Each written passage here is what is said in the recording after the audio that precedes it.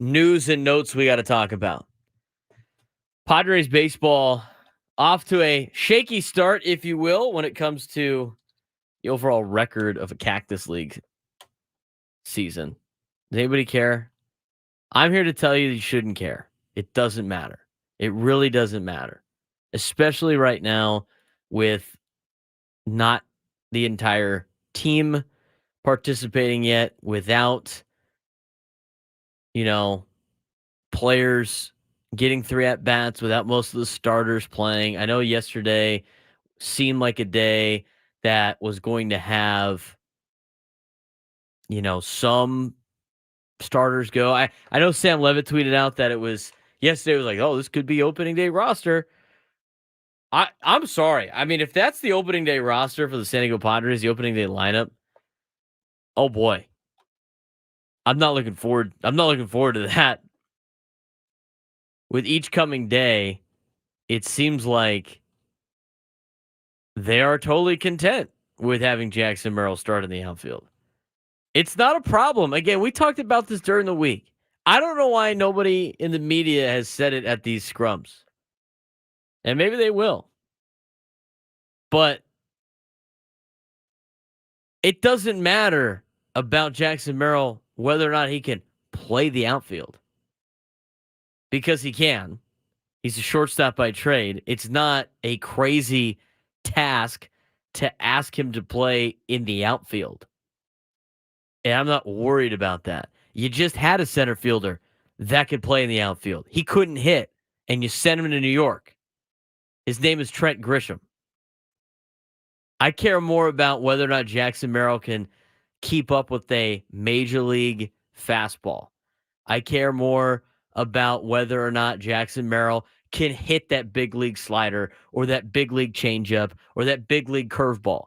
I want to know if Jackson Merrill can come out, go on a nice run, maybe to start his career. When Major League Baseball adjusts to Jackson Merrill, can he adjust back? You're putting a lot of pressure on this kid to be a stud. And I think he's going to be good. But can we pump the brakes on Jackson Merrill for a little bit? Not that we don't think he can accomplish what we've been talking about, but just on the fact that it's not fair to him, a kid that hasn't played anything higher than AA ball, to just assume he was going to be an all-star in the outfield. And I don't think a lot of people really think that, but it seems to be the narrative the way we're covering this guy out in Arizona. Let's like kind of temper our expectations a little bit on Jackson Merrill and Graham Pauley and, anybody else but Jacob Marcy. I mean, it's great. I think they're going to be great players. Good job for the Padres rebuilding the farm system. Good on the Padres for having some young talent. It's still a year away, but let's pump the brakes. The starting lineup yesterday was Fernando, Jake Cronenworth, Xander Bogaerts, Manny Machado, Hassan Kim, Luis Camposano, Jackson Merrill, Eggy Rosario, Jose Azocar, and your starting pitcher is Pedro Avila. Ignore the pitcher part because they're going to get a lot of guys reps. That's not going to match up all the time with your quote-unquote opening day lineup. And this is not a knock on Sam. I mean, I think he's onto something with this could be your opening day lineup for the San Diego Padres. But if that's your opening day lineup, man, it's a lot different than it was last year. Although, if you start looking at it, the bottom half's not as much different. But you're really asking Merrill, Rosario, and Azocar to be maybe more than they can be in 2024. Top five's fine. I'm sure they're going to go in multiple orders of that.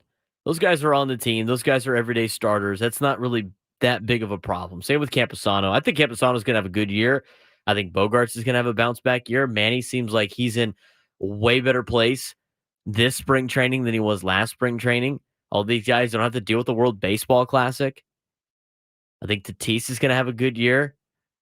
But as much as I think all of those guys are going to have great seasons for the Padres, I don't know. I mean, to have your philosophy be we're going to have our stars carry the team after it didn't work last year, it's hard to just go, well, it's kind of a fluke. Let's just go out there and do it again. They really need some help.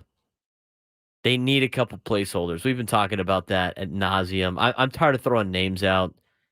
More power to Craig Elston, who continues to do that. I'm not going to be participating in that anymore because it doesn't really matter.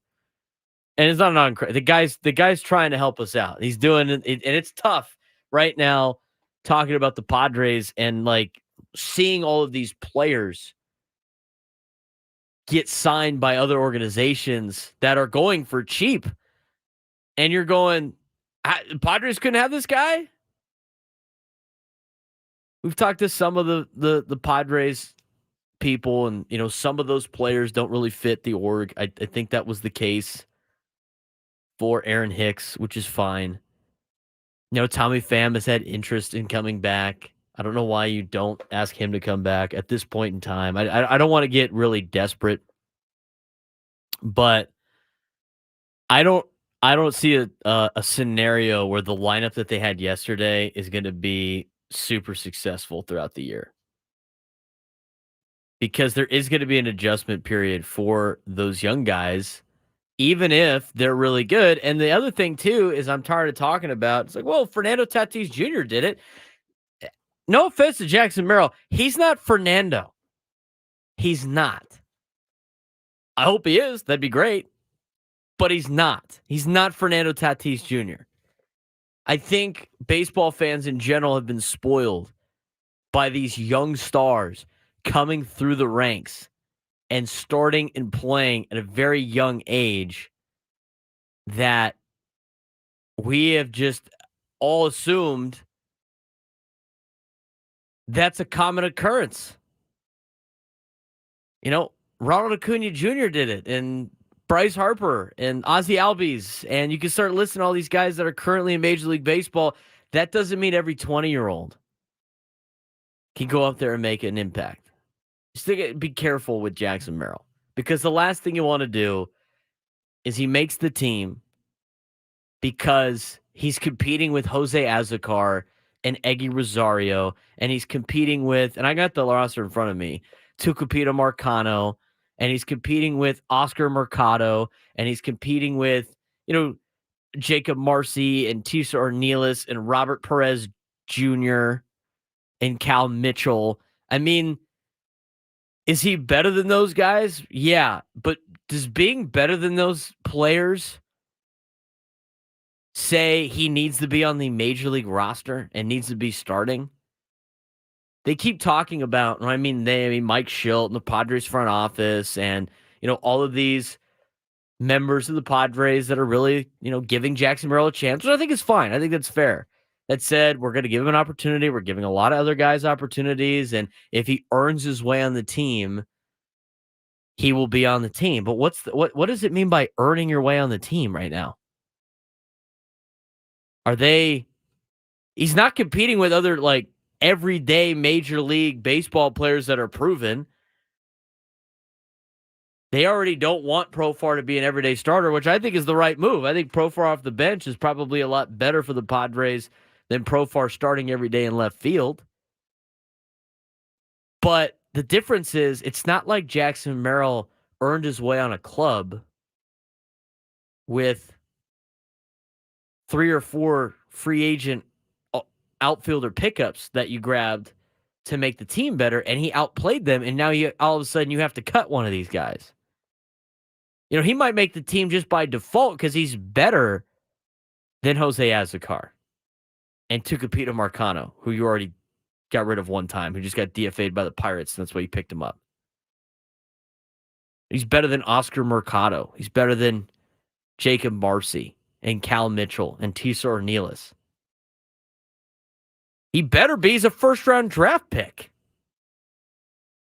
So I really think the Padres need to think about trying to bring some guys in. And I know a lot of it has to do with the market at the top not